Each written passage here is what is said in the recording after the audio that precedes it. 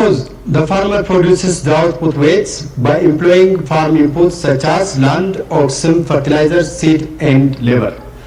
From this example, these land, labor, oxen, fertilizers, and the likes are considered as an input, but the output is the weight. Now let's see some of the terms used to describe the theory of production. First, outputs is the final goods and service, which is the outcome of the production process. In our example, if the farmer produces weights using the inputs land, labor, capital, and the likes, the output is the weights. But the inputs are those resources which can be used for the production of the outputs. In our example, if the farmer employs land, labor, fertilizer, and seed to produce the output weight, hence these resources, land, labor, and fertilizer, are considered as inputs. These inputs are further categorized into two called fixed input and variable inputs. Fixed inputs are those inputs whose quantities do not vary at the level of output vary. That means even though there is an increase in the level of output, if there is no change in the inputs used in production, such input is categorized under fixed input. For example, land and building are usually considered as fixed inputs. But the variable inputs are those inputs that directly varies with the level of output. That means inputs that increases as the level of output increases, and inputs that decreases as the level of output decreases are called variable inputs. Most of the time, labor is considered as a variable input. Now let's illustrate these terms using the following farm model. Under the production function with one variable input, here the farmer produces weights, and this is land, oxen. The farmer produces weights using these 2 hectares of land. So the total product of 2 land is 0 here, and the total product of 2 hectares of land is 5. Again, the farmer also produces 11 quintal from 2 hectares of land. The farmer again produces 18 quintal from 2 hectares of land, 24 quintal from 2 hectares of land, 27 quintal from 2 hectares of land, 27 quintals from 2 hectares of land, and 25 quintals of weight from 2 hectares of land. In this case, even though there is a change in the output produced, there is no change in the inputs employed. Hence, land is considered as fixed inputs. But when we see the amount of labor employed, the total product of 0 labor is 0, and 1 labor is 5 quintal, 2 labor is 11, 3 labor is 18, 4 labor is 24, 5 labor is 27, 6 labor is 27, and the total product of 7 labor is 25. Hence, with the change in the amount of labor employed, there is a change in the total product. So, labor directly varies as the level of output varies. Hence, we can consider labor as the variable input. Now, let's come back to some of the terms used to describe production. There are 2 production periods called short run and long run. Short run is a production period in which the quantity of at least one of the inputs used in production remains fixed. That means the firm employs at least one fixed input. But in the long run, all the inputs used in production are variable. Remember here, the time horizon is not used to distinguish whether the production period is short run or long run. A production that lasts for 100 years might be in the short run, or a production that lasts only for 3 months might enter into the long run. Because if all the inputs used in production are variable, then the production is said to be in the long run. But if at least the quantity of one of the inputs is remain fixed, then it is considered as short run. Production function shows the maximum possible output that can be produced from a given combinations of inputs. It also describes the technical relationships between the various amounts of inputs used in production and the resulting output. So the output is a function of the inputs, land, labor, fertilizer, seeds, and the likes. Now, under the theory of production, we are going to see different production functions called production function with one variable input, production function with two variable inputs, and returns to scale. Let's start with the production function with one variable input. Assume that the farmer employs a fixed amount of fertilizer, seeds, and the likes. Again, the farmer produces wheat on 2 hectares using 2 oxen. So from this farm model, we can see that the farmer employs only one variable input, which is labor. So by increasing the amount of labor employed and by decreasing the amount of labor employed, the farmer can increase his output, the amount of wheat produced. This is the model. The farmer produces the output wheat on 2 hectares of land using 2 oxen. So the amount of land in oxen is not changing whether the farmer produces more of the wheat and less of the wheat. Hence, oxen and land are fixed inputs. But the farmer increases the amount of wheat production by increasing and decreasing the amount of labor employed. Hence, labor is considered as the variable input. Now, let's see the average product of the variable input labor and the marginal product of the variable input labor. Mathematically, the average product of the variable input labor is calculated by dividing the total product for the amount of the variable input labor employed. So the amount of total product from 0 unit is 0. This means without employment of the variable input, there is no output. Even though we do have the land, oxen, fertilizer, and seed, without labor, we cannot produce any amount of wheat. So in the short run, the total product of 0 units of a commodity is always 0. And the total product of one labor is 5 quintal. That means it is calculated by dividing 5 for 1. This indicates that the average product of one variable input labor, one labor, is 5 quintal. This indicates that one labor is producing 5 quintal on average.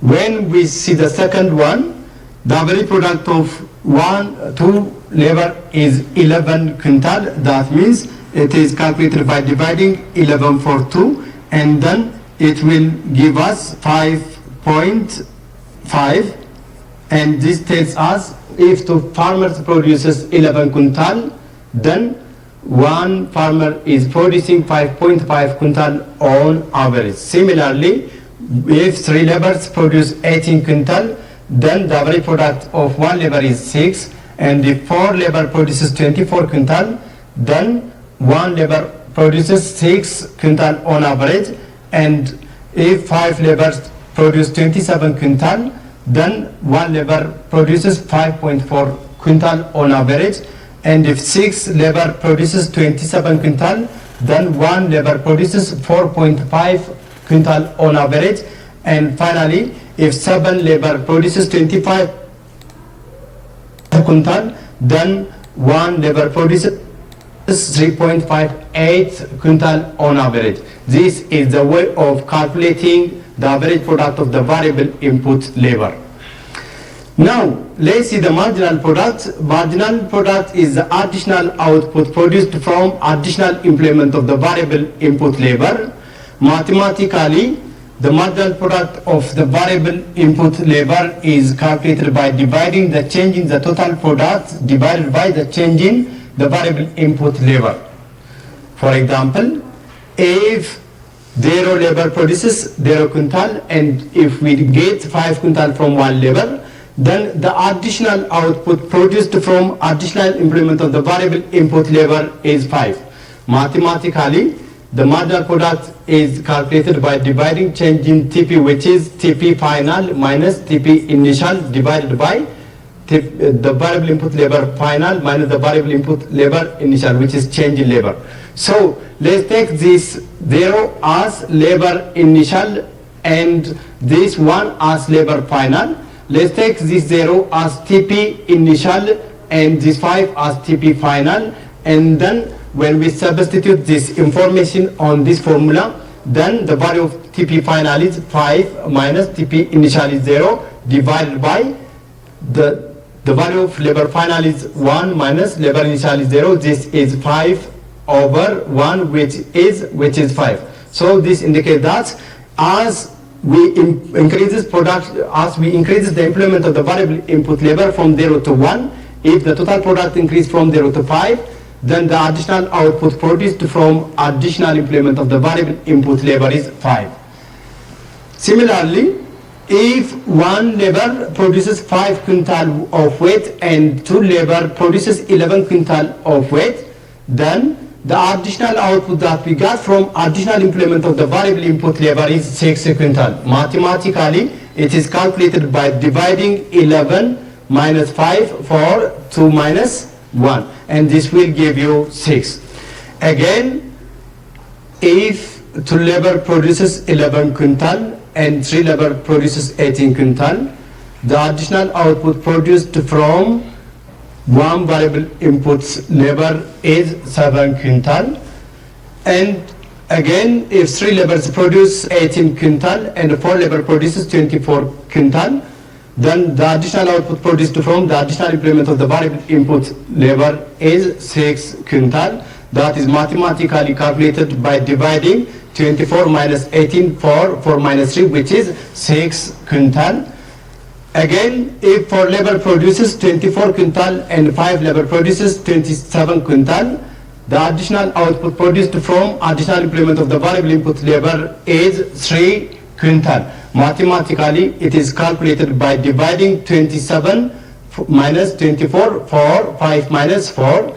Again, if 5 labor produces 27 quintal and 6 labor produces 27 quintal, then the additional output produced from additional implement of the variable input labor is 0. That means it is calculated by dividing 27 minus 27 for 6 minus 5. In this case, there is no additional output produced from additional implement of the variable input labor. Finally, if 6 labor produces 27 quintal and 7 labor produces 25 quintal, the additional output produced from additional implement of the variable input labor is negative 2 quintal. That means with additional implement of the variable input labor, there is a negative output produced from the given combinations of inputs. This is the total product. Total product is the total output produced from the given variable inputs, and the marginal product is the additional output produced from additional implement of the variable inputs labor. Mathematically, we saw the way of calculating the marginal product of the variable input labor based on the table that we saw on the farm model. This is the way of calculating the marginal product of the variable input labor. The average product is the total product per unit of the variable input labor produced, and mathematically it is calculated by dividing total product for the variable input labor. This is the way of calculating the average product of the variable input labor. Accordingly, the average product of the first labor is 5 quintal. The average product of the second labor is 5.5 quintal. The average product of the third labor is 6 quintal. The average product of the fourth labor is 6 quintal. the average product of the fifth labor is 5.4 quintal. The average product of the seventh labor is 3.5 quintal.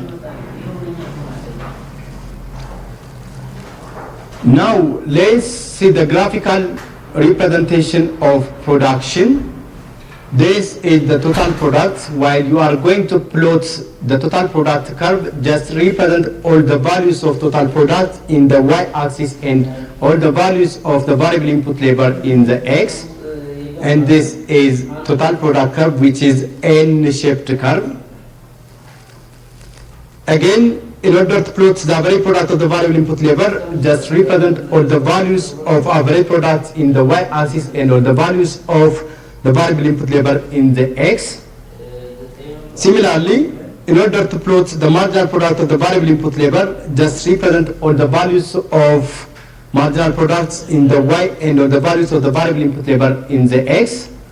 Now, from this curve, we can point out some relationships between total products and average products and marginal products. First of all, let's see the relationships between the total product of the variable input labor and the marginal product of the variable input labor. Now, starting from this point to this point, the marginal product curve is increasing. That means MEP is increasing, means the additional output that we get from additional employment of the variable input labor is increasing. Hence, whenever the marginal product increases, the total product curve is increasing. But the total product curve increases at an increasing rate because the additional output will provide more outputs. So whenever MEP increases, TP increases at an increasing rate. This is the first relationship between total products and marginal products.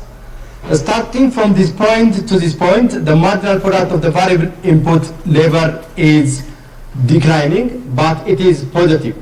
Whenever MEP decreases but positive, the total product curve is again increasing. The TP is increasing, but it increases at a decreasing rate. The total product of the variable input labor will increase at a decreasing rate. This is the second relationship. That is, whenever MEP decreases but positive, then TP increases at a decreasing rate.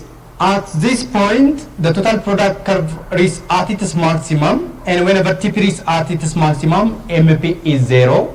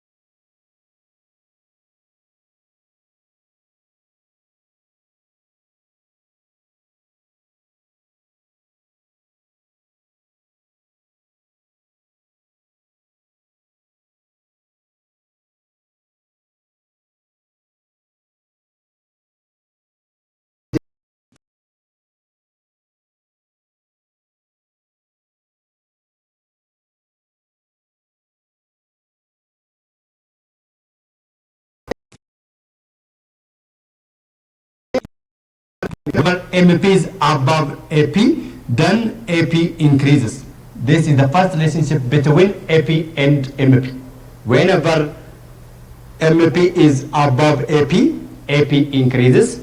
At this point, the average product of the variable input labor reaches at its maximum point. And whenever AP equals to MEP, then the AP curve reaches at its maximum. And beyond this point, the average product of the variable input labor is above marginal product, and whenever AP is above MEP, then AP decreases. So the three relationships between the AP and MEP of the variable input labor are: whenever MEP is above AP, AP increases; whenever AP equals to MEP, AP reaches at its maximum; And finally, whenever AP is above MP, then AP decreases. Now, let's see the stages of production. There are 3 stages of production, called the first stage, the second stage, and the third stage. The first stage of production starts from the origin to the point where AP equals to the MP curve. The AP curve equals to the MP curve at this point. The second stage starts from the point where AP equals to MP, or AP is maximum to the point where MP is 0 or TP is maximum. And the third stage is whenever TP declines or MP is negative. In the first stage of production, the marginal product of the variable input labor is always above the average product of the variable input labor. Hence, the firm is advised to employ more variable input because the firm is getting more output from the employment of more variable input. In the third stage of production, the additional output that we get from additional employment of the variable input labor is negative. Hence, the firm is advised to reduce employment of the variable input labor. So, a rational producer is advised to produce in the second stage of production where AP is above MP but the MP is positive.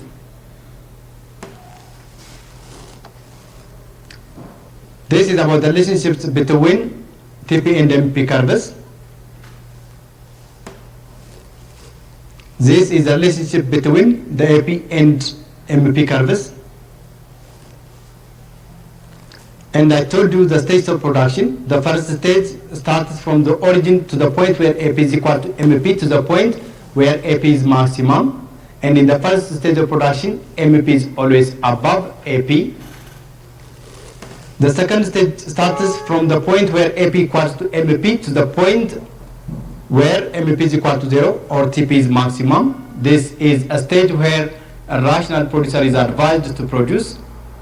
And the third stage of production is whenever TP declines or the marginal product of the variable input labor is negative. Now let's see a law called the Law of Diminishing Marginal Returns, LDMR. It states that as we employ successive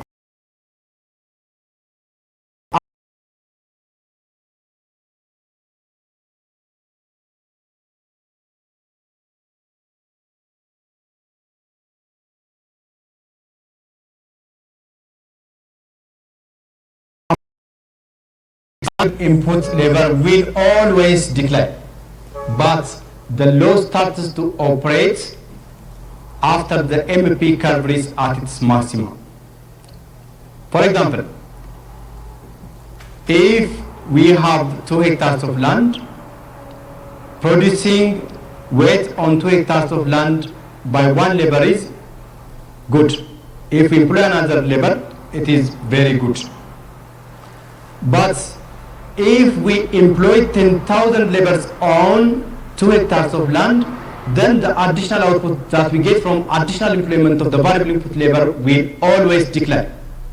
We will not get good output from the given combination of the inputs.